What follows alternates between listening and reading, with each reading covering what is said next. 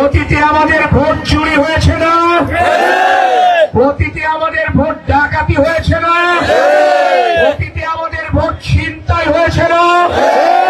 তাই আজ যখন যশোর সহ সারা বাংলাদেশে ধানের শীষের জোয়ার বইছে, তখন যারা মুখে সৎ লোকের শাসন কায়েম করতে চায়, তারা নতুন করে ভোট চুরির ইলেকশন ইঞ্জিনিয়ারিং এর পায়তারা করছে। নতুন করে কোন ভোট চোর, কোন ভোট ডাকাত, কোন ভোট ছিনতাইকারী যেন আপনার আমার ভোটাধিকার ছিনিয়ে না নিতে পারে, তার জন্য আমাদেরকে বিশেষ পাহারার ব্যবস্থা করতে হবে। নরেন্দ্রপুর এবং কচুয়ার সম্মানিত ভোটারদের উদ্দেশ্যে বলতে চাই, নিজের ভোট দিয়ে নিজের ভোটের পাহারা আপনারাই দিতে হবে। জনগণের দল হিসেবে বিএনপি আপনাদের পাশে ছিল, আছে এবং থাকবে ইনশাআল্লাহ। পরিশেষে আবারও আপনাদের সকলের উপর আল্লাহর রহমত কামনা করে, সুস্থতা এবং দীর্ঘায়ু কামনা করে আবারও এই বাকি কয়েকটি দিন ঐক্যবদ্ধভাবে, একতাবদ্ধভাবে, ধৈর্যশীলতার সাথে নিজেদের পাড়া মহল্লার নিয়ন্ত্রণ ধানের শীষের পক্ষে বজায় রেখে ধানের শীষের বিজয় সুনিশ্চিত করবার আহ্বান জানিয়ে নরেন্দ্রপুর এবং কচুয়া ইউনিয়নের সাথে আমাদের আবেগ এবং অনুভূতি জড়িত। তাই আপনাদের আহ্বান উপেক্ষা করা সম্ভব হয়নি বিধায় এই ব্যস্ত সময়ের মাঝেও আমাকে এখানে ছুটে আসতে হয়েছে। কেউ কেউ বলতে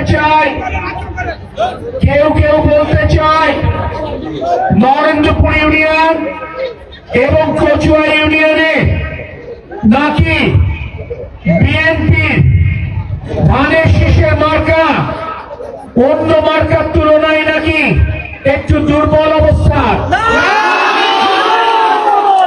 তার ভোটার স্বর্গে বাস করছে। এই জনসমাগম প্রদান করে দিয়েছে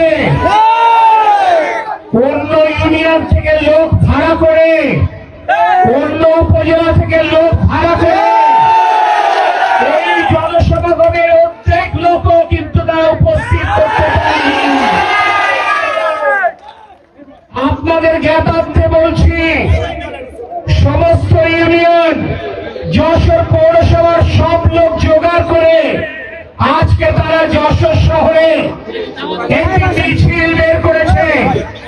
তার লোক সংখ্যা এই মাঠে আপনারা যে উপস্থিত তার তুলনায় কম ছিল। প্রিয় সাথী সহযোদ্ধাবৃন্দ, ওই ষড়যন্ত্রকারীদের, ওই মুনাফিকদের, ওই মিথ্যাবাদীদের উত্তর দিতে হবে। আগামী 12 তারিখে ধানের শীষ মার্কায় জোয়ার আনতে হবে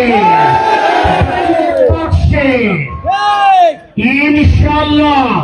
নরেন্দ্রপুর ইউনিয়ন এবং কচুয়া ইউনিয়ন সেই প্রস্তুতি আমি বিশ্বাস করি সম্পন্ন করেছি ইতিমধ্যে। প্রিয় ভাইরা, আগামী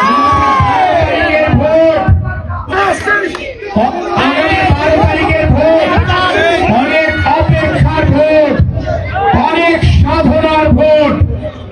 এই ভোটের জন্য দীর্ঘ সময় আপনাকে আমাকে অপেক্ষা করতে হয়েছে। আপনার আমার জীবনে সোনালী অধ্যায় আমরা রাজপথে উৎসর্গ করেছি। কত রোজা, কত ঈদ, কত পূজা, কত পার্বণ আমাদের জেলখানায় কেটে গেছে। কোর্টের বারান্দায় সপ্তাহের 5 দিন হাঁটতে হাঁটতে জীবনের 3 পার করে ফেলেছি। প্রতিষ্ঠিত ব্যবসা, চাকরি বাকরি নষ্ট হয়ে গেছে। আমাদের সন্তানেরা পিতৃ স্নেহ ছাড়া বড় হয়েছে। আমাদের স্ত্রীরা আমাদেরকে ছাড়া আমাদের বৃদ্ধ পিতা মাতাকে দেখভাল করেছেন, সংসার আগলে রেখেছেন। আমাদের অনেক সহযোদ্ধা জীবন দিয়েছেন, গুম হয়েছেন, বিচার বহির্ভূত হত্যাকাণ্ডের শিকার হয়েছে।